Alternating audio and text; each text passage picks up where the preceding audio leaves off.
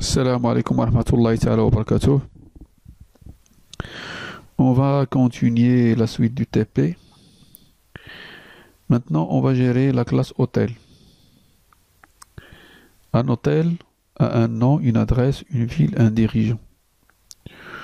Le dirigeant fait partie du personnel.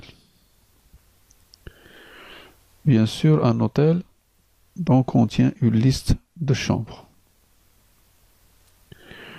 Ok. Il nous demande d'implémenter la classe hôtel. Donc, pour implémenter la classe hôtel, donc vous allez ajouter une nouvelle classe. Aya, comme ça. Bouton droit. Add classe. Lorsque vous ajoutez la classe,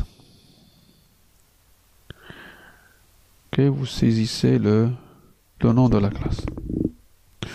Voilà, là, vous saisissez le nom de la classe. L'opération, je l'ai déjà fait, donc j'annule. Public, classe, hôtel. Alors, il n'y a pas de condition sur le nom d'hôtel, l'adresse de l'hôtel, le dirigeant. Donc, un dirigeant, donc c'est un objet de type personnel et la ville. Également, l'hôtel, il contient une collection de chambres. Donc, je l'ai appelé liste CH. C'est une collection générique qui contient uniquement des chambres. Note saved list. Le getter et le setter. Ok. Je continue la question de la classe implémenter la classe hôtel. Donc la classe hôtel, donc il a un constructeur, voilà, par défaut. Le constructeur par défaut à l'intérieur duquel j'ai fait une instance de la liste des chambres. Encore, il y a un autre constructeur par défaut.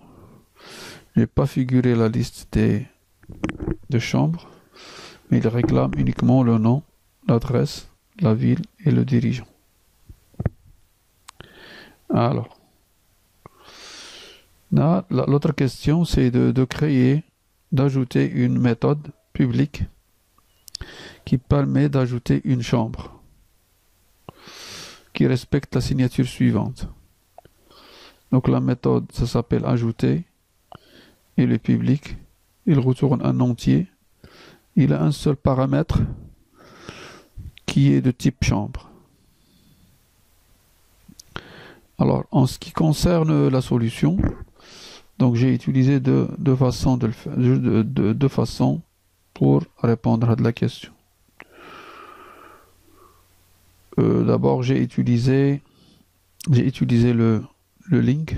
Ok. Alors, la liste des chambres, la classe liste dispose d'une méthode find. Find, c'est une méthode de la classe list qui permet de chercher un objet en lui indiquant un critère. La méthode find retourne un objet de type 1 dont le type est celui de contenu dans la liste. Dans notre cas, c'est une liste de chambres. Et par conséquent, il va retourner un objet de type chambre. Alors, à la méthode dit le link. Alors, on utilise le link to object. Donc, liste, c'est une liste d'objets. Donc, c'est un objet. On dira, ok, l'expression lambda.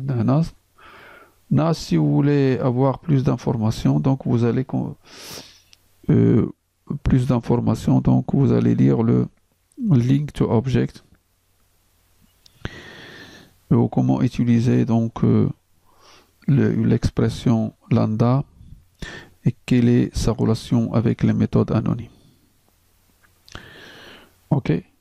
Alors donc X X, le X là, ce X là, donc ça représente un objet de type chambre. Voilà, il est de type chambre. Égal supérieur, tel que le X point numéro de chambre égale à celui de la chambre à ajouter.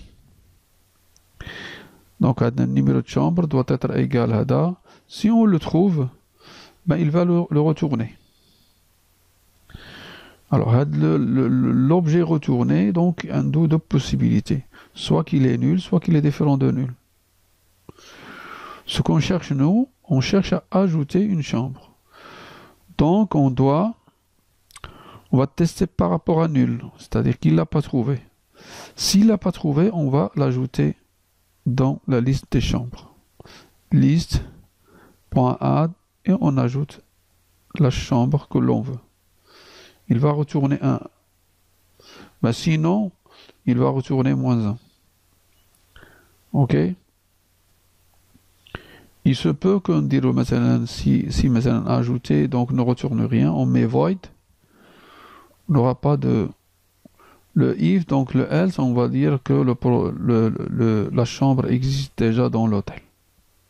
On va envoyer un message indiquant l'existence de la chambre. L'autre façon de le faire, c'est ajouter, mais on va utiliser une boucle, for each. D'abord, on va déclarer un drapeau. Donc le variable, il est de type boolean, soit trouver, soit find. Au départ, il est à false. Ensuite, on va parcourir la liste. Ok, du début jusqu'à la fin.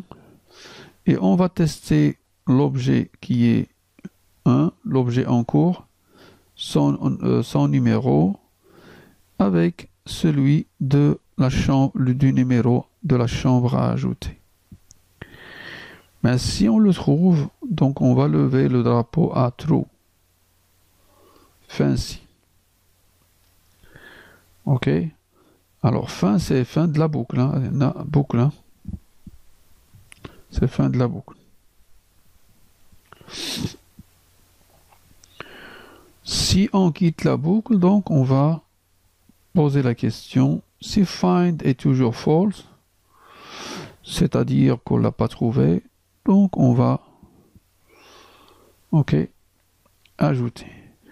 Ben sinon, on va retourner false.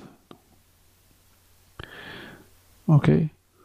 Alors, si on ne l'a pas trouvé, donc il va retourner false. Si on l'a trouvé, si on a trouvé avec l'objet find, donc la méthode va retourner true. Le test va se faire au niveau de la classe programme.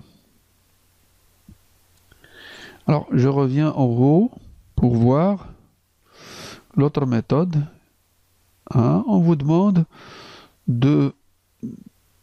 d'écrire une méthode, d'implémenter une méthode supprimée qui permet de supprimer une chambre de l'hôtel. Voilà. Ok, on a supprimé. Et la méthode supprimée, donc j'ai opté pour de la solution. Donc toujours on va chercher d'abord la chambre à supprimer. On a la méthode, il contient un paramètre de type chambre. Le paramètre s'appelle chambre to remove. Ben si on le trouve, on le cherche par son numéro.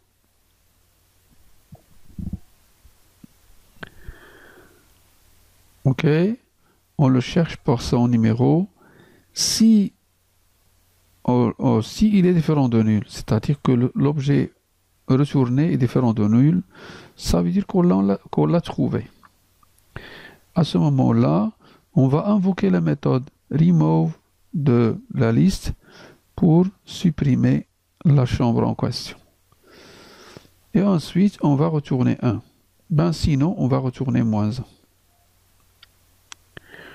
L'autre méthode, pour supprimer, c'est d'utiliser une boucle. Alors là, je laisse le choix, les gens, pour une personne qui utilise for each et pour une autre personne qui maîtrise le link, donc il peut utiliser la méthode qui lui plaît. Alors, à supprimer, a dit, il est un petit peu différent à l'autre. On va utiliser remove at. Et par conséquent, donc on va on va parcourir la liste. Si le numéro de la chambre en cours est égal à celui de la chambre à supprimer, ok, donc on va chercher l'indice de la chambre, ok, de la chambre a dit, donc sa position dans la liste. C'est très bien. Or, position, on a déclaré une variable position qui est initialisée à -1,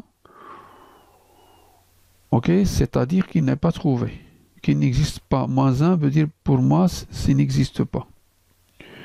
Alors, pour la liste, les éléments de la liste sont indicés de 0 à le compte là. Et par conséquent,